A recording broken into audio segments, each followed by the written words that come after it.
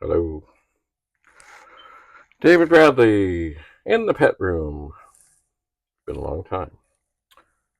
Anyway, if you watched my last video, you'll see that I had some trouble with a device that's supposed to hold the camera.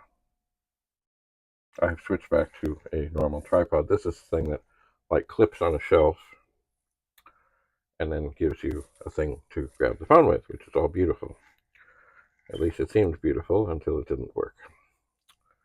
So I did sort of have a look, and this is part of the joy of sort of fixing and sorting and realizing what's wrong, what is wrong with this thing, and kind of like being an investigator. What is happening? Anyway, there is this ring, and it is supposed to be the thing that tightens and keeps the little, basically, clamp in place. Well, look at this. It's broken. And I don't think any glue is going to help. This is under some stress and strain. So what I did do now, and I'm not going to do it now, is I did put the thing back on, and there's a little ball, kind of like a hip joint thing, and I put it back on, but now I have the clamp sort of leaning up against the long flexible wire, and it might actually work like that at some point. I don't know, but I will see about that. So, I mean, I hate to throw things out. This I will throw out. Indeed, I will throw this out. People say I don't throw things out. I will throw it out. It will go. Actually, I've got a little box here that also needs to go. It's a tiny little thing. I will jam this in, and it will go. It is no good to me. There's nothing I can do with it. It's done. It's gone. As I look down, there's Penny lying on the heat register. Hi, Penny. I guess she's not going to come up and say hello. I guess not. Anyway, behind me is one of these magical Bluetooth speakers. I like it. And part of it, going back to way back, is it's the lights and stuff. But it does help. Whereas if you have your phone, and I know a lot of people know all about this, but for a long time I didn't know that you could get these funky speakers with all the flashing lights and things, and basically use your phone and this as an amplifier. And basically, if I wanted to, I could walk down the street, and this would put out the sound a lot better. And certainly, I don't like those little headphone things. But now, of course, most phones don't have real headphone jacks, so you got to do something. Anyway, I've got this disconnected from anything now, but I like the colors, the flashing lights. It's funny how it probably goes back to Christmas lights on the tree. Who knows? Anyway, it's funky. Now, are the speakers really good? I don't know. And keep in mind, the only time I've ever got these things is when my local Shoppers Drug Mart is clearing them out, and they've given up on them. Look, here's another one. I haven't charged these for a while. Ooh, look. Bluetooth mode. Bluetooth mode. This too has different lights. Ooh. I don't think I can. I certainly can't put this on top of this. Can I put this here? I suppose I can. Anyway, it is good if you're watching something on your phone or trying to listen to music. It's cool. Excuse me. Alright, so that is the story of the broken clamp thing. I suppose maybe I will try the clamp again, because at some point it may be handy and it may work even without its hold down thing on the working hold down thing, because now it's sort of leaning on its own thing. And if that doesn't work and it really is not savable, not workable, whatever, I'll get rid of it. I shall. It will go away. Anyway, of the things that I know that I brought down here are, Some periodicals. This one has seen a lot of use. Programming the Pet CBM by Rachel Colin West. This book, described by Jim Butterfield, unquestionably the most comprehensive and accurate reference I have seen to date, and I suspect it was probably the most accurate and comprehensive reference ever for the pet. And it's probably online, but if you need to know much of anything, it has everything. Merge. System command unavailable directly in CPM Basic. Interesting. Input. You know, there's one thing I should look at here. Oh, I think I might have turned to the thing. It's the generation of random numbers. And of course, there's a mug I have, and that is, there's a thing on the bottom of it that looked like computer paper. And it had a thing on it. It's called Bradley's Bromide, and that is, it said, the generation of random numbers must be controlled. So am I here? It's been a while, but I remember in school they were always big on, let's generate some random numbers. My word, there's many pages of this. Am I on the right? Oh, no, we're on disk drives. What happened here? Disk drive. Oh, maybe this is talking about random files. Disk drives. Just a second here.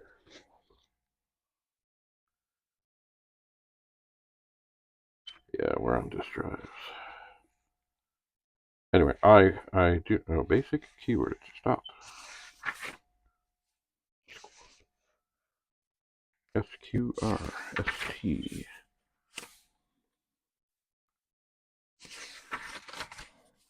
And, oh, by the way, there are programs in here you can type in. They actually look like they've been printed on a printer rather than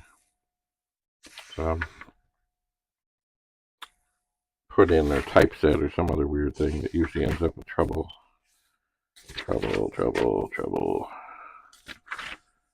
RND, basic arithmetic function.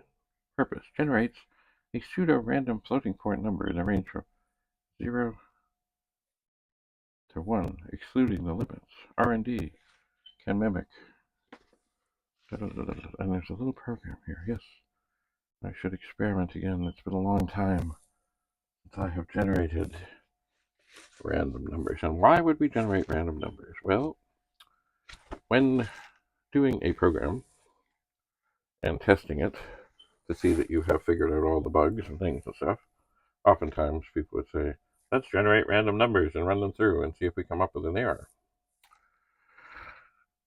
And so that is what we would do. To see, to make sure what was what. Nothing like random numbers. Right, Penny? Penny seems down for the count. All right. So here I am. Oh, by the way, I have a 99 in front of me. There are many other books here. What is this? Oh, I don't want there to be. No avalanche. Oh, here is the book from Commodore, the VIC-20 Programmer's Reference Guide. Another good thing to get if you have a VIC-20. Once again, it's probably online. You can probably find it there. But it's nice sometimes to be able to flick through the book. And it will tell you things. And musical note values using the get statement. Oh, yeah. All kinds of magical things. They were very wise in that they really wanted people to know how to not just play games, but also experiment and play and program things. I'm surprised in a way that Commodore never basically got the rights to Radio Collins West book and made it their thing. But it was the best of the best of the best of the best. It was. So as I glance over here, oh dear, I see all kinds of things that don't need to be here. For example, this speaker thing, beautiful thing. Doesn't really need to be here. It is on top, but I like it. It's pretty. Right now it's on top of some bubble wrap. And of course, if you're shipping things, as I may well be, bubble wrap is critical. And this is not the big, heavy, thick, like big bubble things. This is tiny little bubbles. If I can get this up here without dropping something, such as a speaker. Maybe I will move the speaker. Oh, by the way, this speaker also comes with a handy-dandy carrying handle so that I can stroll down the boulevard, infecting other people with my tunes. Woohoo! But I won't do that right now. Maybe I'll leave this on. I'll set it over here so it can run dead. So I can charge it and make sure it gets all done. Anyway, here is a pile of bubble wrap. I get this at this place that makes boxes of things. And for shipping things, this is really great. I'm not, as I say, when I ship something, I'm not here to say bubble wrap. Because I would like to think that if I get it wrapped up well enough in bubble wrap and put it in a box that is secure, maybe with some other things to fill a little space, it should get there just fine. I'd like to think also that if I were to take this and put enough bubble wrap on something that I could essentially tape it all up nice, put a label on it, and ship it without a box. Now, would I actually do this? No. But with enough bubble wrap, and this is, as you see, it is not the big bubbles, it's little bubbles. It's not very thick, and it does take a bunch of it to get something wrapped up. Oh, I can see myself through it. But it is very good. Very good. So far, nothing I have sent. And I've shipped things all over the world. Nothing that I know of. Nothing has ever been reported as bad. And I guess the biggest and the most fearful things that I've ever shipped would be... Look at the lights. Look into the light. Would be... I think I'll let this go dead too. I guess it would be a 1701 or 1702 monitor. Or actually, there was a 1080. And the 1080 is an Amiga monitor. And it was the original Amiga monitor. And it didn't say 1080 on the front. It said Amiga. And there was a fellow a while back who was doing a thing, and it was about Andy Warhol. And it was going to be in a major publication in the United States. And they were going to do a photo shoot thing, and he needed a 1080. And I think I saw, maybe it was an ad he put up or whatever, and I responded, and we quickly figured out, yeah, that's all good. And then it didn't seem there was, like critical timelines, and then suddenly there were. So it was like I had to race down and get it marked and shipped and figured and sorted. And, but really, oh dear, I'm just looking outside, an umbrella has blown over. Anyway, for it to really be, you know what? There were pictures of Andy Warhol with an Amiga 1000. Anyway, for this whole thing, it had to be that monitor. He had a 1084. He could have used it, but it just, no. So anyway, what was the secret? Bubble wrap and not water bottles, but the medium-sized plastic Coke bottles are also very light and very strong. And I remember actually on the bottom of the box, I put a whole row, but I also taped them all together because that gives a good squishy, like in case something happens, shock absorbing factor. And then I did stick other bottles around, but I put lots of bubble wrap. Lots and lots and lots. Oh, it's Penny. Penny, are you going to come up and say hi? Yes. Penny jumps on the chair, and then I swing over here, and there is Penny, and she is probably saying, what has happened? What are you doing? Why are you petting me? Why did you pick me up? She often likes to come and linger, but she's not big on being picked up. But if I pet her enough, she seems to put up with it. right? Not by the hair of my chinny chin chin. Not by the hair of my chinny chin chin. Yes. Anyway, Penny's a funny old cat, aren't you, Penny? Do you want to go, Penny? Should we go closer? You want to look at the people? It makes sense that Penny is in the pet room. Don't you think, Penny? Penny, look at the people. Look at the people, yes. Are you trying to think about getting down? Are you thinking about getting down? No. Let us have a few more moments here, Penny. There she is. I still am more a dog person, but we don't have dogs at the moment. What's that noise? Penny, what do you hear? What do you see? Is that another cat in front of you? Or is there something outside? We just don't know. We've also been working on... Penny likes to grow these things, and I brush and brush and brush, but still once in a while I just have to yank some hair. Right, Penny? So Penny, tell me, have you had a hard day? Have you had a rough day, Penny? You want to get down?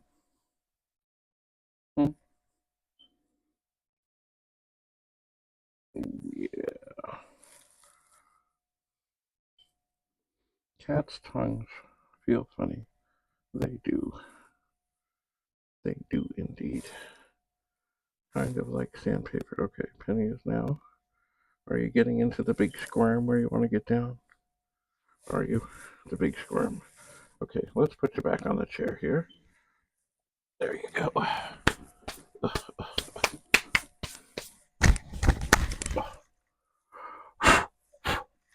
It's really not spring, but it's been so warm. I would suspect a lot of animals are being fooled by the weather. Mind you, Penny does not go outside. Alright, there is so much to do. So much to do. Indeed, so much to do while living and dwelling in the world of Commodore. Thanks for coming to the pet room. I will continue to get organized. That was something one of my teachers used to say. He was a high school teacher we had. He's still out there, was into all kinds of things like ultralight planes and things and stuff. He was on this constant quest to get organized. Much like I am trying to get decluttered. It's a wonderful goal.